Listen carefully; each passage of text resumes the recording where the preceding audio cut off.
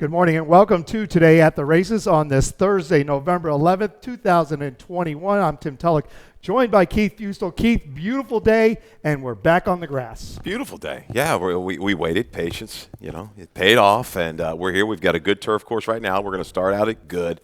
Rail is out, what do we do, 87 and I think 35 feet for our turf settings today. But, yeah, this is a tough card, Tim. Really, really tough card. I think we're going to see some payoffs. I know last week, Sunday, we ended the week with a bunch of shorter prices. I don't think we had a double-digit winner. I think that's going to change today. I would think so. There were some races that were really, really tough to handicap, and a couple races where there were horses that I wanted to use, my picks and stuff on the board and whatnot that I just couldn't get to. So it should be a very, very good day of racing here at Laurel Park. We're looking at a big couple weekends. We're looking at a big day today and over the weekend. Of course, today is Veterans Day, and we have live racing because we are here. Yes. And I believe we've got some specials somewhere along the line, Veterans Day food and drink specials. Yep, right there. So just rock on up there, and I'm sure they're going to know whether you're a veteran or not. Happy Veterans Day to all of those who served out there, and thank you for joining us if you're joining us today on the simulcast or here at Laurel Park. Of course, this weekend we've got a big bunch of stakes. We have 3 stakes this weekend, $100,000 each. We've got the 2-year-old boys stake, the James Lewis, the Smart Halo, and then, of course, the 38 Go-Go. 38 Go-Go for older fillies and mares. Always a good weekend. That's this Saturday here at Laurel Park. Thanksgiving weekend is another big weekend of stakes. 5 stakes totaling $450,000. That's here on Friday and Saturday, November 26th and November 27th. 12:25 first post. And, of course, on Thanksgiving Day, here it comes again, the Thanksgiving Day free pie giveaway with program purchase while supplies last. Donuts, coffee, cider, hot chocolate, a Thanksgiving Day buffet. Special post time 11:25 in the morning. Just go to laurelpark.com/Thanksgiving. That is always a very, very big day. I always miss it because I do go out of town for Thanksgiving. Okay. But you're always here. It's a huge day. Lots of memories. Thanksgiving days here at Laurel. And I tell you, those pies, they're usually very good. Sometimes they're more expensive than other times because, you come in and you may not have the best of days, but you know what? You got that pie on the ride home to kind of ease the pain if you had a bad day. But, that consolation prize. If you had a rough day, you're going to go home with a pie. Yes. But certainly come out and join us before the big meal later in the afternoon with friends and family. Let's get going, Keith. First race. Well, actually, let's check out the conditions outside. We already talked about a little. It's gorgeous. The track is fast. Turf course is going to be rated at good. Temperature, what a nice 62 degrees out there. No wind to speak of. And it's going to be a very, very nice day for both human and horse. Beautiful day. Would be nice to be out the paddock today, huh? Beautiful day out there. I'm not going down that road. I know you're not going down that road. That's okay. I remember those -4. I think Robinson, we had a -4 wind chill day that we were out there doing the morning show. We brave the elements out here in Maryland. That's what we do, right? A little harder. They're a little harder. That's all right. That's okay. Let's go to race 1. Race 1 is a maiden 25 going 5.5 furlongs on the turf. It kicks off the early pick 5. I did a ticket, a $40.50 ticket. Go 3 deep here, 3, 4, and 6. Race 2, I use a 3, 4, and 6. Again, that's not a typo. Okay. Race 3, the 1, 2, 3. I single in race 4 on the 8 Purimeter for Wansaray. No, not Wansaray. Mario Saray. Going back there. And race 5, I use a 2, 6, and 7. That's a $40.50 ticket. Race 1, as I said, kicks off the early pick 5. This is going 5.5 furlongs on the turf for maiden 3, 4, and 5-year-olds. And we're going to start with our top pick. That is a 3 Everclear. And we're going to start by taking a look at his last race right here on October 21st. Yeah, a good race. I mean, off of a pretty encouraging debut. I mean, ran well in debut. This day, a little bit more forward, some speed right there, tracking the pace. Just couldn't quite go by. FOMO gets the lead, and Everclear goes up. It just kind of gets latched on, lays in a little bit. I think might have gone over to left lead late, but still pretty encouraging effort. There's the left lead. Mary Epler says, okay, we're gonna Yep. drop just a notch here. The blinkers are gonna go on. Experience here, the speed figures are there. This horse should be forward throughout. Maybe that blinkers is the one to kind of get a little more focused, get over the top this afternoon. I see this guy seeing another very good trip. A very, very good Yep. horsewoman move there, putting the blinkers on clearly. Needed a little bit more focus down there in the lane. The drop is going to help. There's no doubt about that. The 6th last minute, one that you and I have a interest in, and this one's stepping up from the maiden 2016 to the maiden 25 for Amy Hall, but he ran a good first time out. He only got beat a half length, and the figure works. And there's the protect move. This is a horse by Uncle Lena. Glorious Notion can go either surface, it looks like, down the road.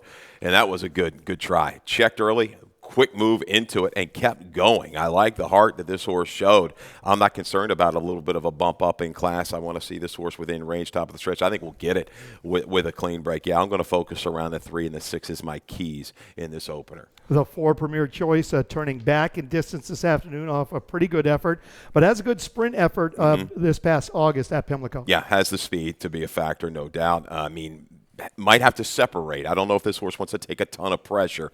Will he be able to survive the last furlong against a couple of these horses that will be breathing down his neck? I'm not so sure. Ballyhoo Prince, a horse turning back. You've got this one in the mix, too, or right around it.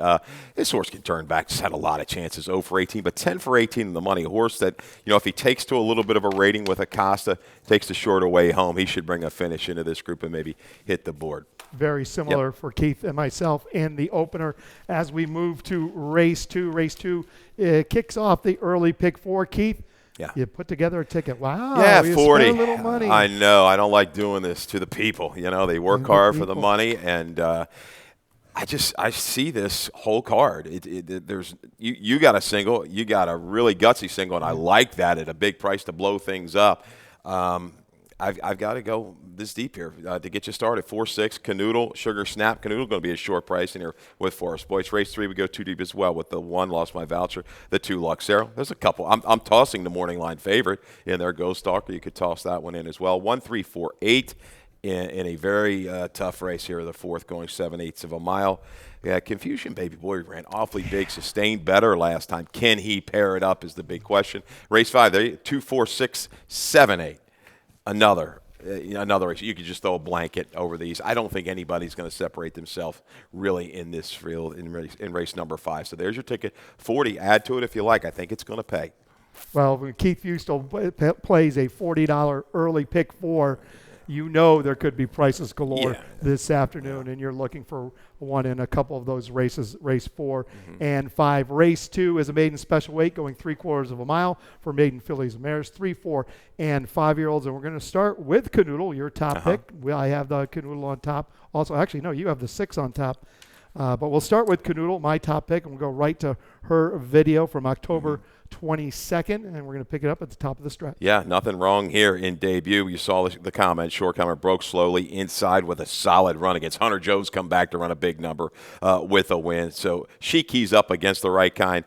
Much better break last time, was into the race, moved up there between horses, and, just ran into a little bit of a buzzsaw here, right? That was a Brittany Russell first-time starter. She never wins first out, does she, right? Wins again. Miss Chesapeake goes clear. But Canoodle, game to the wire. She's got that kind of rating gear, it looks like, against this group that's going to work. The only thing reason I'll have her in the top spot, Tim Keefe's trying to kind of heat things up here with this barn. Maybe this one gives him a good chance to get back there with a win. I think Sugar Snap is poised to make a run from off the pace. There are horses in here that want to be forward. They're not all going to stay. I think turning back with steadily improving numbers for this barn, Sugar Snap is not out of the realm of possibilities to close with Ruiz. And Jose's barn's been heating up a little bit lately. A winner and a good second last week in these same type of maiden races. The 3, Matitude for Robbie Bales.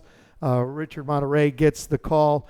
Not a bad race over a good surface in his last start behind a couple behind America's Best, which one that was. But anyway, horses run steady races in his 3 starts. Yeah, and this horse had a major excuse at Timonium. Liked right back here, 6 furlongs. Again, though, didn't run nearly as quick as Canoodle when you kind of break things down.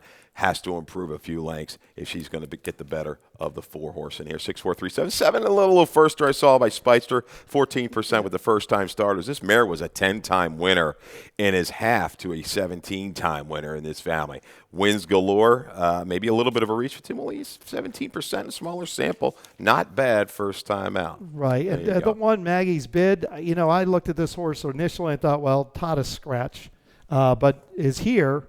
Last race, not particularly good, but the first 2 races were okay. And right. Todd's the kind of guy who only comes down here when he thinks he has a shot. True. A bad actor, you see that? Yep. Unruly at the gate last time, took everything out of her probably. Chased briefly, did not see that early retreat in that race.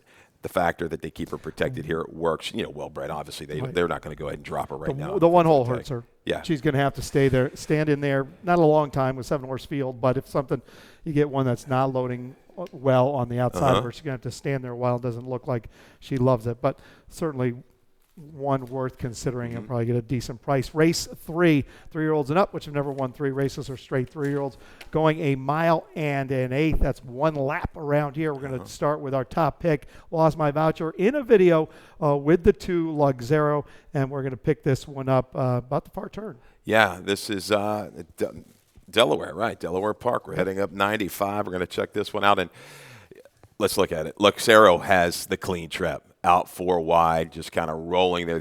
Look at the 2 bottled up in about 6th position, right, if I'm doing my counting right, around that. Really didn't have room, and you're giving up from the 3/8 of the quarter pole when Luxero had full momentum in the clear. Yeah. I like the way Lost My Voucher continued on. Had every right to just kind of flatten and fizzle. No, picked it up well through the stretch, back down to the nickel, where he overcame some trouble, some adversity. 2 races back at Laurel to close. I think these 2 are established at a route of ground. They're both 3-time winners, taking advantage of this condition. Tim, I'm going to lean here to the inside, too, in race number 3. Yeah, I like that, Luxero. Got the jump, no doubt about that, in that last race at Delaware Park. Nice, clean trip. The 6 on the outside, Ghost Darker, which is early morning favorite, taking a drop from that 16,000. And fair enough. It looks like a suspicious drop, no doubt about that one. He looks like he is what he is right now. He's a lower 60s kind of a horse. He had that one kind of big number.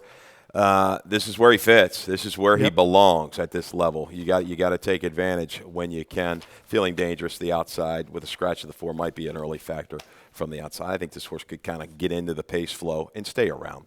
Race 3, both Keith and I have the 1, Lost My Voucher, on top. We move to race 4. Race 4 kicks off the Rainbow Pick 6. And Callie Francois put together a ticket for us, $43.20 a ticket. She goes 1-4-6 in race 5, race 4. Race 5, she goes 7-8. Race 6, she goes 4-6-7. In race 7, that's where her single comes, and that is the 5. And I turn my page here. That's Wentz. That's my best bet of the day. I'm on with Callie with that one. 4, 5, 6, 9 in race 8, and then she finishes up with the 3, 4, 6, a $43.20 ticket on her Rainbow Pick 6. Race 4 is a $5,000 claiming race, wide open, going 7/8 of a mile on the main track. And we're going to start with your top pick here, Keith. That is the 4, Confusion Baby Boy. Have him in my picks also. Charlie Frock, big win with the beaten nickel horses in his last race. But this is a horse that's been in pretty good form going all the way back to late summer, all the way to midsummer. I guess the question is the 7/8. He's saying much better than what I thought last time. I know Phantom Row came into the stretch in hand, and Confusion Baby Boy was behind him under a little bit of a ride, and Phantom Row got back to being a little bit like Phantom Row. So he is not the old Phantom Row, but this one ran by and kept on going, and I think he dressed into a perfect position in this race. The key, can he pair up? He hasn't really paired up the bigger races in the past. But 50 is going to be up forward. Glengar, I think, is going to be close. Sure. Big Blue Danube is obviously going to be speed and try to use that to his advantage. I think Ruiz can just tuck up and get a spot, maybe 3 or 4 out of it, leaving the 3/8 pole. And if he kind of continues like he did last time, he can beat this field. This is a box 'em kind of a card. You see our 4 picks up here, box them throughout the day because I think we're going to have some prices along the way. 4-1, 3-8, lots of ways to go. I'm not sold on any. I think this horse holds okay value, though. And my price play of the day, 12-1 on line, is what I have on top. That's the 8 parameter for Mario Soray. First off the claim for Mario. That's a pretty good for Mario Soray. Has given this one a little time, no work since, but he has the races on his form going back to Monmouth. And I didn't think that was a terrible race in his last race, going a mile 16. Glengar going 2 turns is very, very tough. Yeah. We know that. He's not the same going 1 turn as he's getting to go today. But I'm taking the shower per meter first time with Mario Soray. I like this as a sneaky price play pick. Whitaker, I think the field will just go out. He'll be able to drop inside as Grant does so well. He's patient, save that ground. Yeah, it's funny you say that. We were talking about that this morning, about how patient Grant is to get down the fence and just sit. And he had no speed to run into last time. Look at the internals, 25 and 450. He wasn't closing. You go back to late last year, early in the year, those sprint races, they work.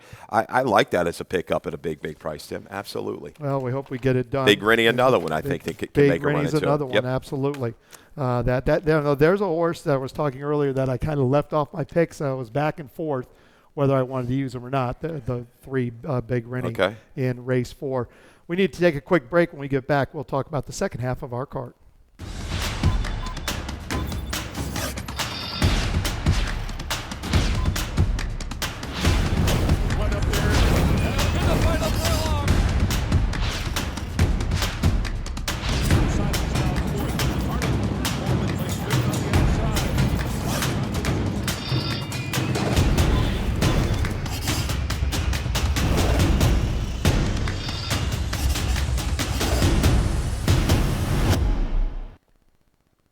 Welcome back to Today at the Races. Tim Tulloch joined by Keith Fusel. Let's take a look at the race 5, which kicks off the late pick 5. This one's going a mile on the grass. Yeah. Now there's a 2 lifetime for $16,000. Start with your top pick. That is a 7 Goldie's Boy, coming off a little bit of a layoff. 4 Robbie Bales ran a lifetime best August 8th, which is the last time we saw him. Yeah, it's been a while, right? So that's a concern for me. But the turf debut was good. Had a little bit of trouble into the far turn. We've seen Curly Fox for Kieran off the claim come back and run well and just missed for 16, the 3 in life condition. Yeah, this is maybe a touch of a reach. This is another race where it's kind of inscrutable. 5, 6 horses all look like they have a legitimate shot. This horse showed enough tactical speed, though, that works for me. I think can kind of drop in, save a little ground.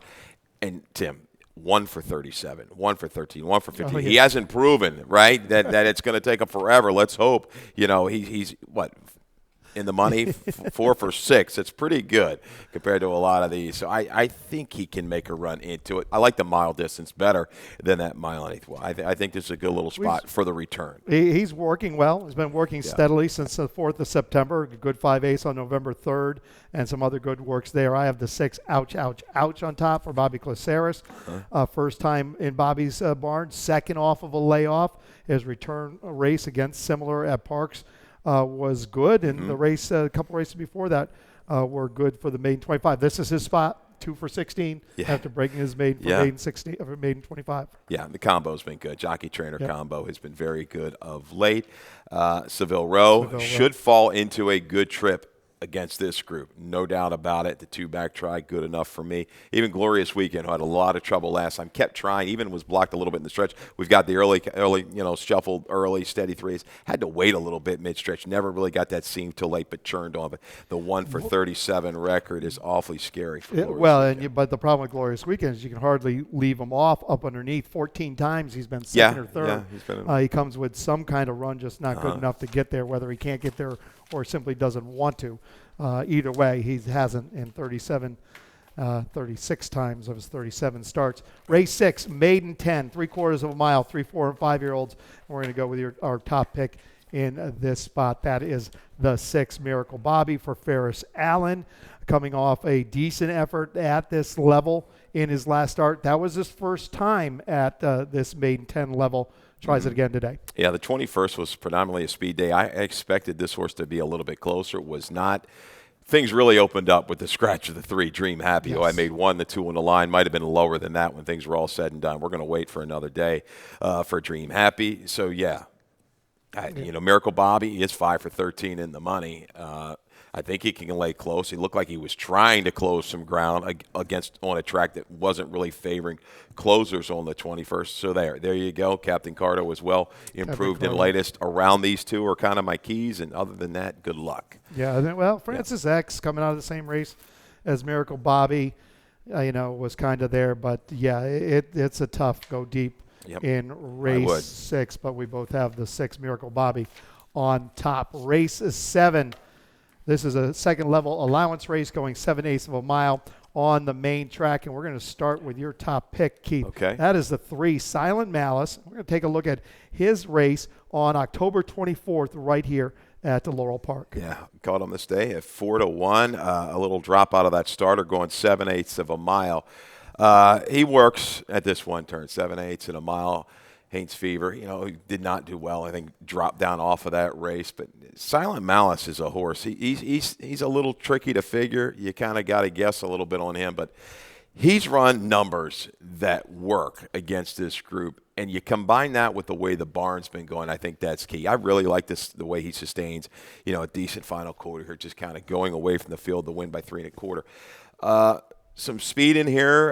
It's going to be interesting to see how things set up because Contraflow, who's been speed going long, really doesn't look like he's got that sprint speed. And will he stay around? So Wentz, try for gold.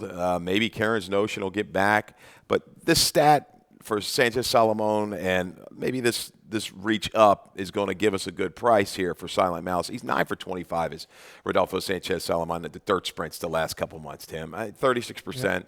466 ROI. In another wide open kind of race, I'll lean towards this stat to help propel me to an okay payout. I think this horse can make a run from off the pace. Stepping up to the 2 other than out of that wide open 12. But those wide open 12s, they're not give-me's by any stretch of the imagination. I have the 5 Wentz on top, 5-2 on the line for Jamie Ness, making his 3rd start of his career here at Laurel Park, and mainly racing at Delaware and Parks this summer, but firing some good races against these 2 other than types. Yeah, he figures into the mix. Definitely a presser, or could be setting the pace in this race. I mean, what do you think? Do you think he sits just off of it, or is Honor the Fleet might be a little faster to his inside? They typically try to send Karen's Notion.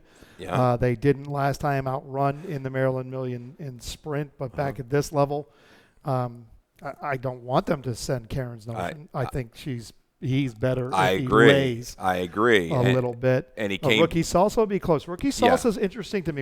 You have him in your exacta. Yes. I have him on my picks. Coming out of that starter 12, a good-looking race. But this is a horse that's been getting better since returning to the races in September. Yeah, he's paired up his top numbers now, 75. He might be the one that just the form that he's in to take that next step. And it doesn't have to be far. A high 70 number, Byron figure could win this race. He's got tactical speed. He's going to be right up in tracking like he did last time. Karen's Notion was a victim, I think, of the way the racetrack played on Maryland Million Day as well. Was out wide. We all thought he was the old Karen's Notion last 2 races back. He was a victim of that. I'll give him another shot. And as you say, I think I like him tracking from a couple lengths out of it today. I think so. I think his race 2 back where he laid off of it a bit at this 2 other than level and came with a good run and got a good result. And that's he's been off form for a while. Right now you're just looking for a good result. A result, you go back to the barn and say, well, we can build off of this. But as you go through conditions, the horses get faster. Yes, they do. And when they get faster, you've got to be able to carry your speed. So you have to figure out a different way to win those races. And the ways are out there. And I hope they let Karen's Notion lay a little bit today. Okay. But in race 7, 3-7 for Keith, 5-8 for myself. As we move to race number 8, it is a first level allowance race going 5.5 furlongs on the grass for 2-year-olds. And we're going to start with the 5 Wish Me Home. You have this one on top. We're going to look at his video from the 15th of October right here at Laurel. Yeah, basically didn't do anything wrong except not win it, right? I mean, sat a very good trip. Forrest, that she does so well. We say it, it's like a broken record here. Was able to save ground, get a horse to relax, finds the seam at the quarter pole. I mean, there's not many better that do it for that. Than her on the turf. I mean, the way she's able to get these horses to relax and works out a trip. Wish Me Home just gets to the front here, almost about a half length in front, leaving mid-stretch. XY time, came back, just dead game. Take nothing away from, the effort to Wish Me Home. This horse just a little bit better to the inside. Turning back, proven on the turf, can handle sprinting, has moved up with blinkers. The blinkers went on 2 races back, an improvement. Looks like this one's kind of got to be in the exacta. When you think Radical Right, the 6 horses, the proven sprinter, turf sprinter in here. Yeah, the 6 Radical Right just broke his maiden, but never a bad race on the grass. Debut race, still had a good result, but got beat 10 lengths on the dirt. But ever since then, since getting on the turf, and came back with a life best in that race in his last start while breaking his maiden. To the outside, the 9 Determined Kingdom. Yeah. This one's interesting because the Laurel Futurity didn't work. It was going long, and it was much tougher than the races he was running at Colonial. Yeah. But if he can run back that Jamestown race, where he fired a 68 Beyer speed figure going short, turning back to going short today, that puts him right in hunt. Certainly, I think you got to use this horse into the mix. He got involved in a pretty quick pace too. Up with it, drop back here, another rebid to fade. This horse should be poised 5.5 to make a sustained run from not too far back. American Playboy, I'll throw into the mix. There's turf on the bottom side for this 8 horse, going second off the claim for Dale Capuano. So a horse like Radical Right, who's just been pounded, what's he been in his race? $1.31, $1.70. Pounded. I've got 9-2. Now you got the scratch of high stock. You're still going to get a little better price, I would think, today. This is a good little horse race here. This is a nice race. Race 8. We'll move to the finale. This is a maiden 40 for maiden 2-year-olds going a mile and a 16th. Keith, you have the 6 on top. Not as lucky as us. Yeah. We don't qualify for that name. No. But this for Kenny Cox, Horacio Caramanos, gets the call. Not terrible in debut after not getting away well. No, and was used every step of the way. Ridden 3 wide. We try to give you that visual of what this horse was doing on the racetrack. So if you don't have time to go watch the video, you can kind of see it. And this horse kept trying, though. That was the key. Second off, second career start's been good for Kenny Cox over the last several years. This horse is a half to 8 to Beer Cold, whose best efforts were going longer for Kenny Cox. Can sit just off of it. He doesn't have the speed of a Vinny, of a Free Square, but he's going to be able to draft in this shorter field, and with that mile under his belt. I think the mile 16 is a little bit easier race myself. I do. I think not as lucky as us is a major player in the nightcap. Yeah, I agree with that. I think the mile 16 is a way easier race for most horses than at least here at Laurel Park than that one-turn mile. I have the 4 Free Square on top, the favorite 9-5 on the line, 4 Lacey Gaudette stretching out for the first time. That shouldn't be an issue. By Freedom Child out of a Cuvée mare should be able to stretch it out. Good speed figure while running behind American Playboy in that last start. The key with the 4 and the 2, avoid a duel, right? They're both they run the same day, October the 15th. You break down the internals, they're virtually identical. So given a fair break, it's going to be tough to separate them early. The jockeys are going to have to make a decision. You got a Casa who probably might be a little bit more aggressive, right, inside. So there's Toledo, to kind of just go ahead and stop it. I thought Schoolyard Bully ran well. Second time out there for Kieran, second career start, a little protect move back up.